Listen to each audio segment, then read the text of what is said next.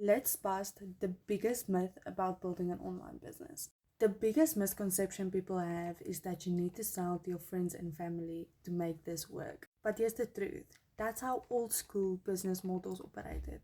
That's not how I built my business. So let's talk about this. Attraction marketing means you create valuable content that draws the right people to you instead of chasing those who aren't interested. So think about this. You're not pressuring anyone, you're not begging anyone, you're simply showing up online, making yourself visible, and showing people a solution that they're already searching for. So if someone reaches out to you, it's because they connected with your message and want to learn more, and that is a complete different experience for them. With this approach, you will build trust, then provide value, and then let people make their own decisions without feeling pushed. And this is why this feels so different from anything else you've tried before, because you're not chasing people, you're attracting them. If you want to learn more, go grab my free blueprint, the link will be in my bio.